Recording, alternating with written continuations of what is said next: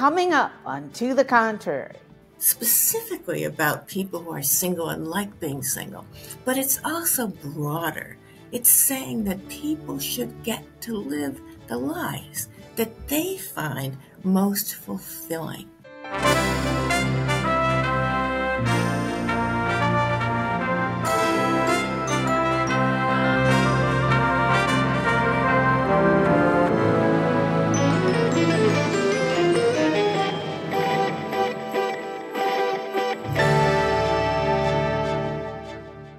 Hello, I'm Bonnie Urbay. Welcome to the Contrary, a weekly discussion of news and social trends from diverse perspectives. Women used to be called spinsters and old maids if they weren't married by age 25. As times have changed, more people are embracing their single lifestyle and challenging these societal norms about marriage and the traditional family.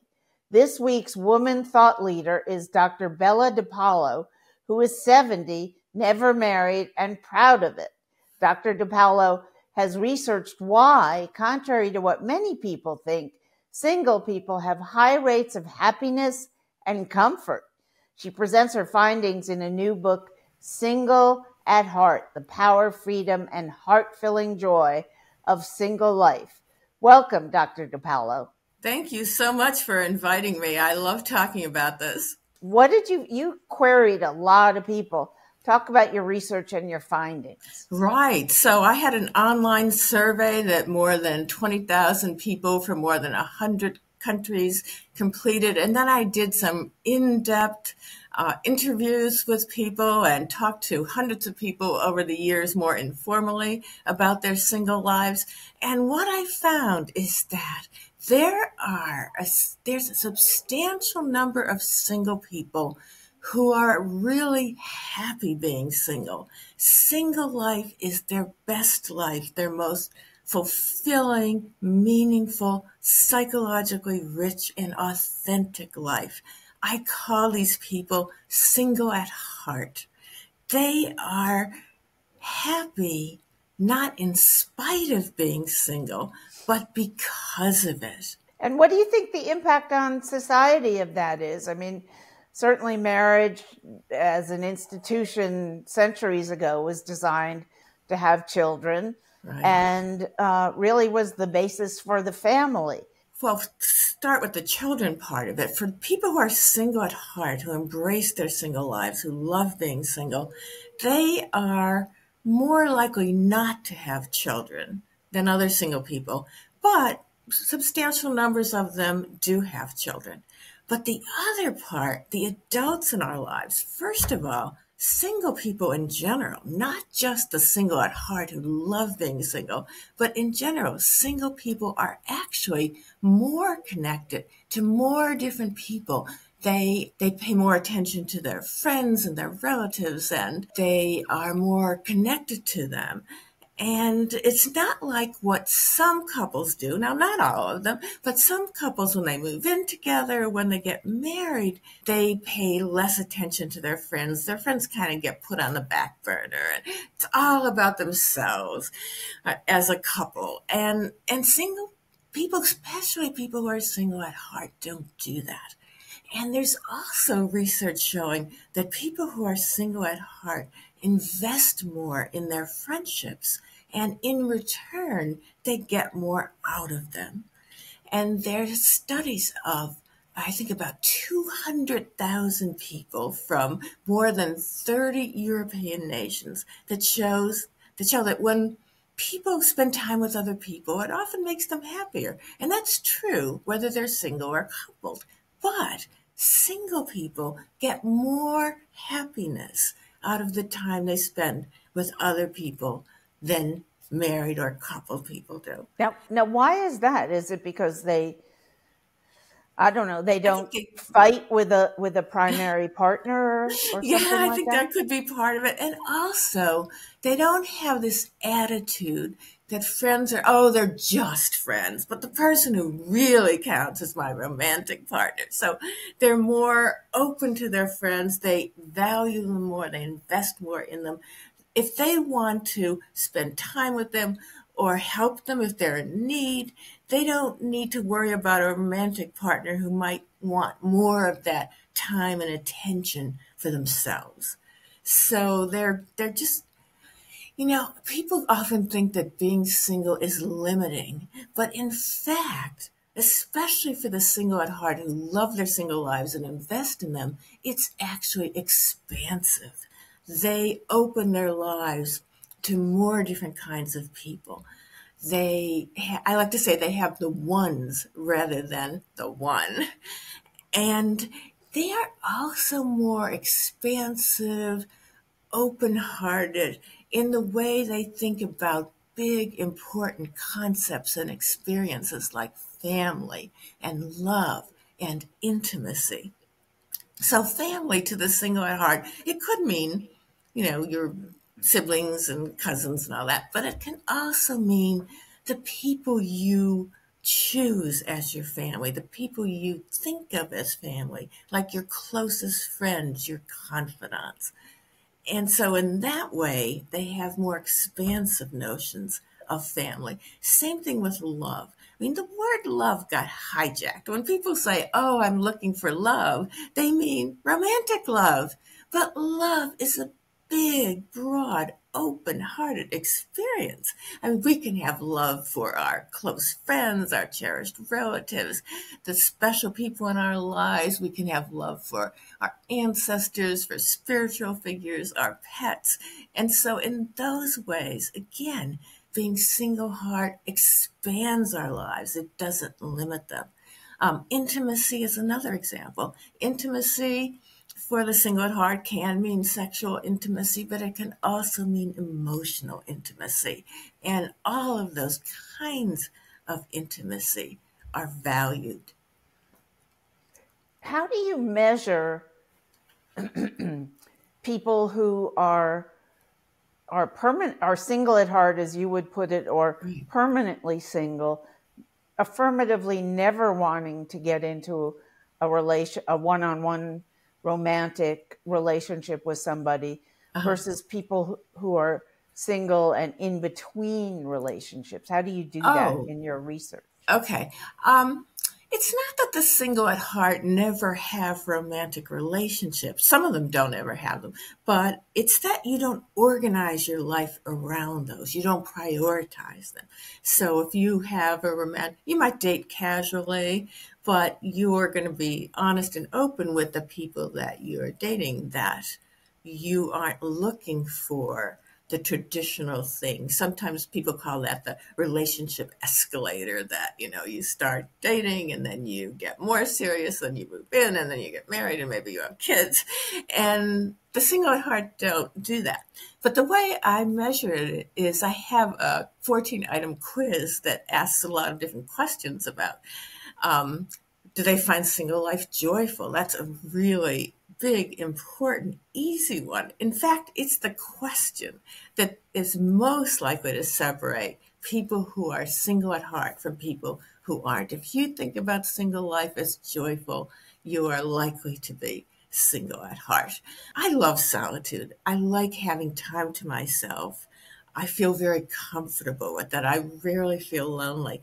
Well, the single at heart are going to be like that too. So they're going to tend to like solitude more than people who are not single at heart.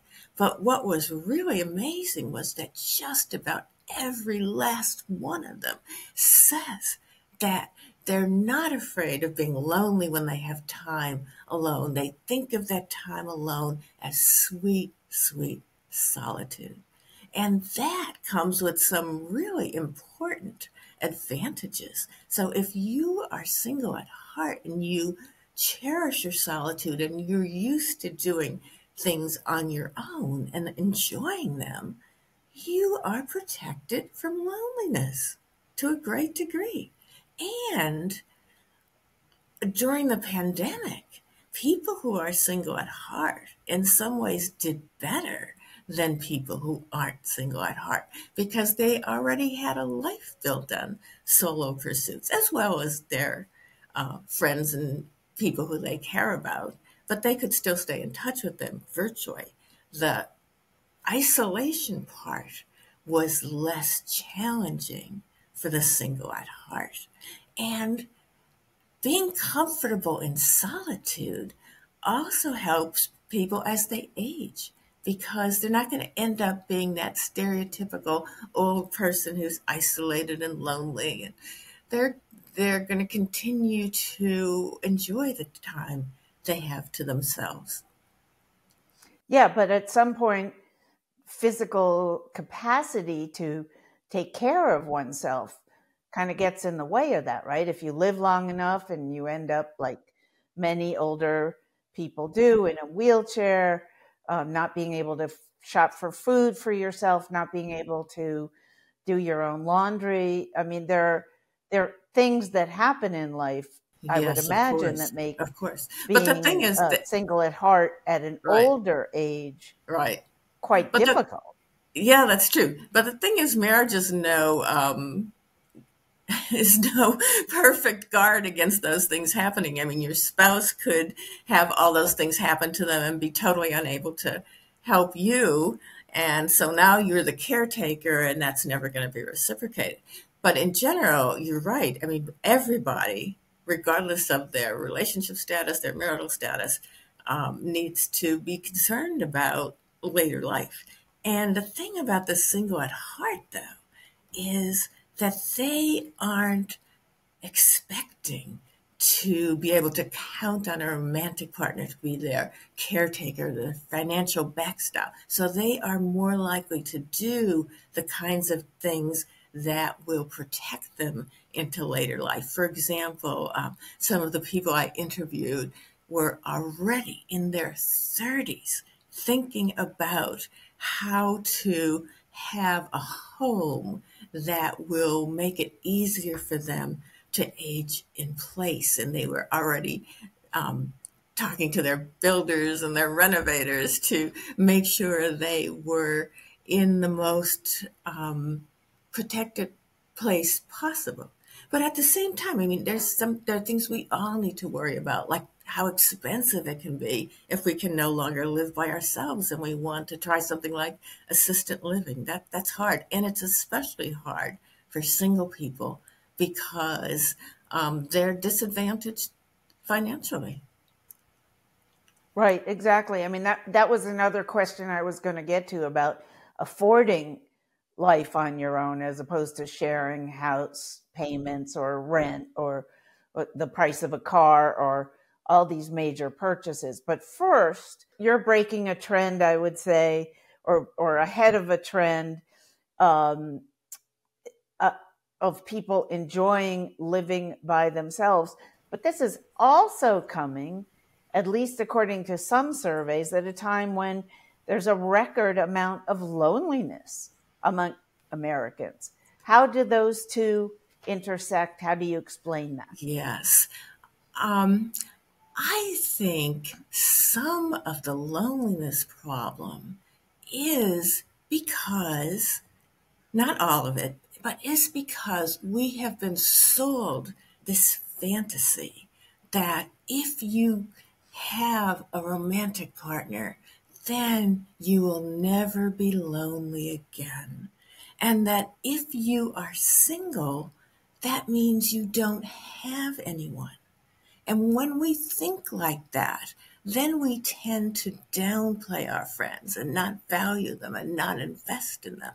And I think the single at heart who are very much protected from loneliness, not 100%, nobody is 100%, but they're much less likely to be lonely. And there are several reasons for that, including that they actually enjoy the time they have to themselves. It doesn't make them scared. It doesn't make them lonely.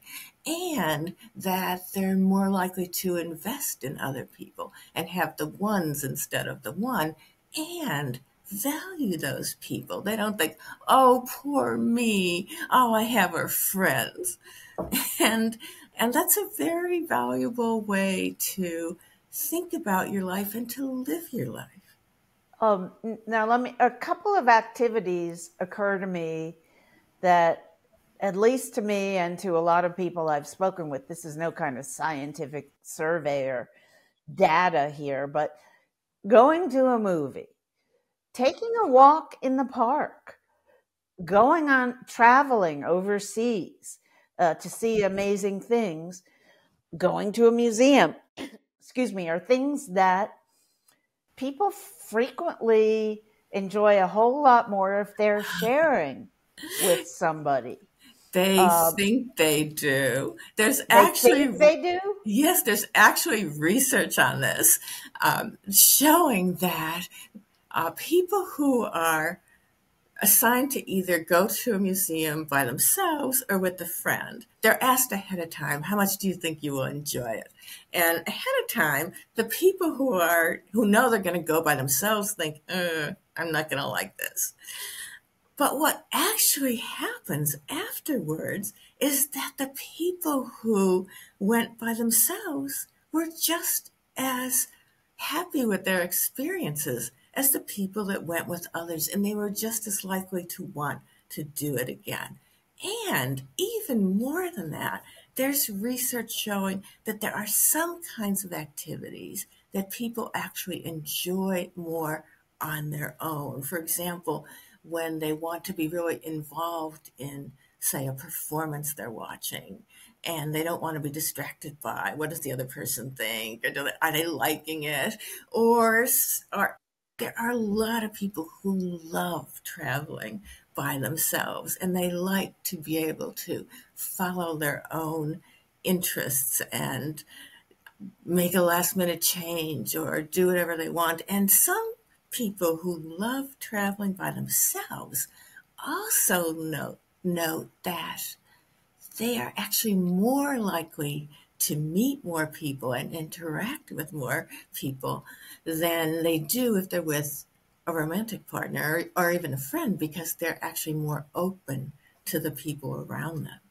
So that's not to deny that some people really do enjoy lots of experiences more when they are with other people. But what we need to keep in mind is the universality of that is overstated, and people don't always appreciate that. And it's true also about how people view others who are on their own. But what you're saying sounds to me like it denies the human need to share experiences. No, not at all. It's just the I mean, opposite. when you're in a foreign country and you're looking at an elephant or a gorilla, the silverback gorilla, or some Yeah, kind of exotic birds, or yeah, Victoria Falls in Africa, yeah. there's something about the sharing of that and the shared memory of that You that know, is very important, at least to me. I think that there is a power in being able to appreciate those wonderful experiences without having to share them with someone else. I think if you can only really enjoy the bounties of nature, the spectacular wildlife, if you have another person with you, that's kind of limiting. Or I'm talking, any kind of a train trip through the Rockies, or not just uh, environmental experiences, but whatever it is you like to do, riding a roller coaster in a foreign country, whatever it is you like to do when you're traveling. Well, some people do feel that way, that they're just not going to enjoy it as much as they would if they were with somebody else. But, people are different. And some people really enjoy it a lot when they're on their own. And that doesn't mean that they're cut off from the human experience of sharing. Because, as I mentioned, single people are actually more connected to more different people. But the single at heart, both appreciate and get out a lot out of being on their own and doing things by themselves. And they also enjoy sharing experiences with others. So they're more flexible, or what I think of as more expansive in the kinds of experiences that make them happy. Interesting. I mentioned at the very beginning that I have a pet peeve, which is calling people including plenty of people who have chosen not to have children, who were perfectly capable physically of doing that, childless. Tell me about how that might relate to your terminology on Yes. single at heart, Mm-hmm. and how it is frequently described in the media. What do you want to revolutionize about Right. that? Yes, I want to revolutionize the way we think about single people, but also people who don't have children because they don't want children. And I think the parallels are very close. So adults are expected to want to be coupled, to want to be married, and it's considered like there's something wrong with them if they don't. And the same thing with having kids.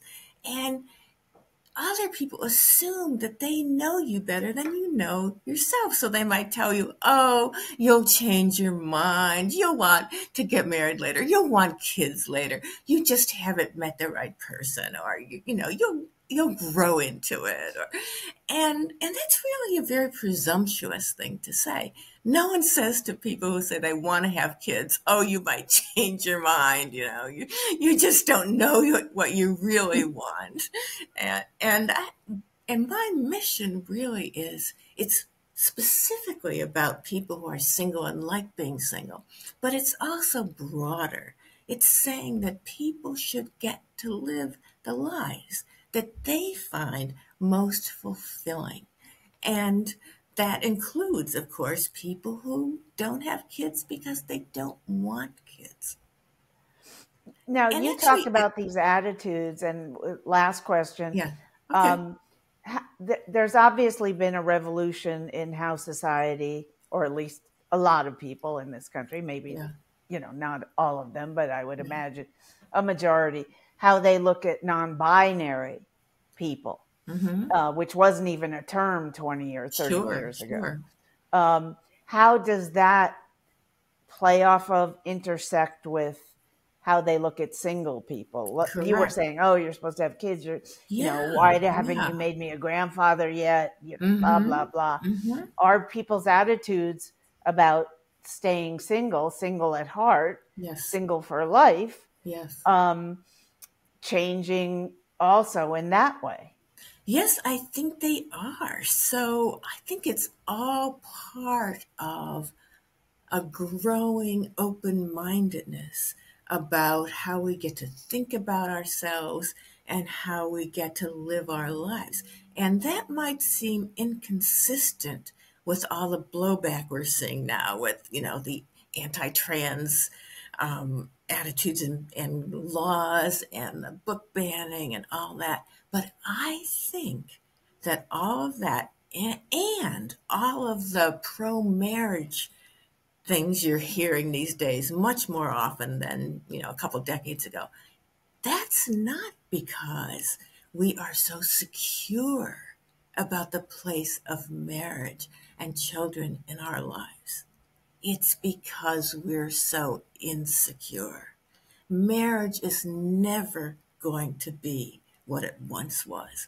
This uh, entree to living an adult life and having kids and having a house that you own and being financially secure and having sex. None of that is wrapped up in marriage anymore. Marriage is never going to take over our lives in the way it once did. And that is very threatening to people. That is a huge change in how people live, and it's a huge change in worldviews.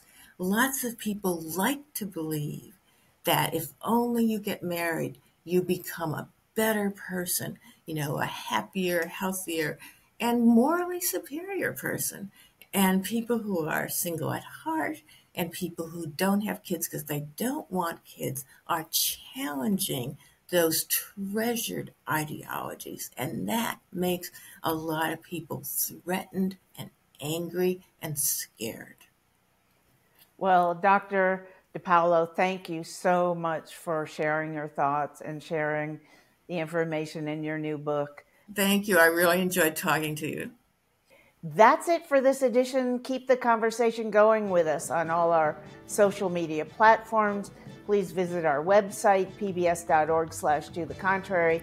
And whether you agree or think to the contrary, see you next time.